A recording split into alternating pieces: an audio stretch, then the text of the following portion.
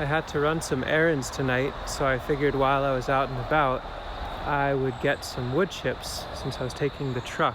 I was going to also go collect food scraps for our chickens. And so I'm at an undisclosed location where there's a mountain of wood chips. Maybe where you live, there are publicly available piles of wood chips where people dump and can pick up as they want. And I wanted to share a few neat tricks after a decade of collecting wood chips whenever I can. Ideally having them delivered, but also picking them up if I'm driving by a spot. What to look for and some really neat things to consider. So stick around. One really great thing about a big wood chip pile is that a lot of times you have all sorts of different options within it. So what I mean by that is each of these are piles that were just deposited recently. And if you know your tree ID, you can know pretty much down to the species what you're going to get. But you can more zoom out and say, for example, this is white pine, but this is a pile of mainly pine. So maybe I wanted to mulch blueberries or acid-loving plants. A wood chip pile may have some real piney deposits that may be useful to you. This one over here looks like it's mainly Norway maple, some sort of maple, sugar maple, and very fresh, lots of green. So there's your ramial wood chips, the material that'll help decompose into a more balanced compost. So finding fresh green leaves mixed with fine branch wood is a great way to get some really rich compost. This is where I'd come for material that would cook nicely, but be a balanced carbon to nitrogen ratio. Really nice for supporting young trees, nice wide range of young trees as a mulch or as a compost builder. Let's say I'm coming here in the late fall or early spring, and my hope is to actually get some thermophilically active wood chips. In other words, I want heat out of my wood chips, not just compost. Well, I can climb all the way up to the very tippy top, and almost certainly the central ridge of most compost piles. Now, I haven't tested this here this time. It's probably one of the shakiest videos I've made in a long time.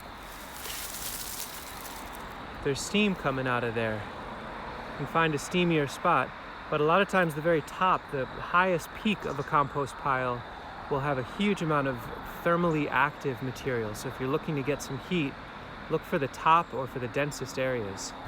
Here's a spot.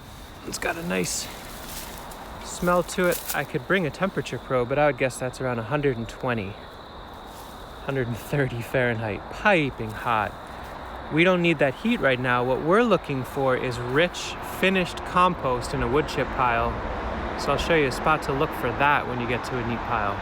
As a side note, if you're gonna climb to the top of a wood chip pile to do a video about compost heat, don't wear your cut-off boots, wear tall boots. Since right now our focus is to establish fall seedling transplants, our kales, our spinach, broccolis, and the like, to get us later into the fall and into early winter, I'm looking for a really rich, mellow, fungal, balanced compost if I can find it. Maybe I can go to the store and buy it. But the back end of a wood chip pile, so here we are on the non-drivable side of the wood chip pile, is the old stuff, the aged stuff. So back in here, if I dig in, I'm likely to find caches of material that are upwards to 8, 10, 12 years old or older. Earthworms all throughout, really balanced, very, very high moisture. You can see the water coming out there. Fungally active. This will be perfect for what we're looking for.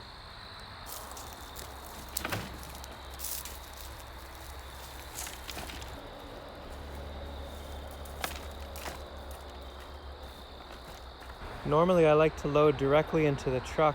It's much easier to unload, and I use a thing called a load handler to make life easy. But the one downside to this is it's not that easy to back into here. Maybe I could sneak my truck in, but if I put it in these crates, I can just walk it directly out to the garden. So sometimes there's some value in that. I'm seeing a lot of little soil life in here. Millipedes and centipedes, earthworms, slug eggs.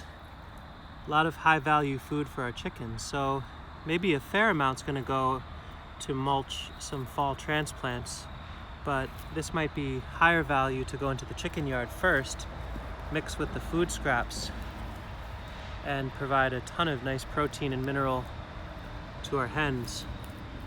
It's pretty amazing how different areas of a wood chip pile can be. Wood chips are a pretty stellar resource, and we're lucky enough to still be in a society where a lot of folks don't value them, so most of the time they're free. Finding piles like this where there's all this diversity is pretty wonderful. Finely shredded, super green and tip branch material to kickstart a ton of soil life. Drier, piney dominant material to help stimulate the right kind of life and pH around your acid-loving plants like blueberries. More aged, dry wood. Pretty nice to consider something like this as bedding for animals or under chickens to help absorb all that excess nutrient. This is basically very clean, straight carbon. Higher peaks that have accumulated all of the aggregate heat that's moved up through the pile, and the nooks and crannies and the back ends where the aged stuff might be. So all these different layers of value, worth exploring. Wherever you are, check out the different piles of wood chips, the free resource piles. Happy bulk organic matter collecting to you and all.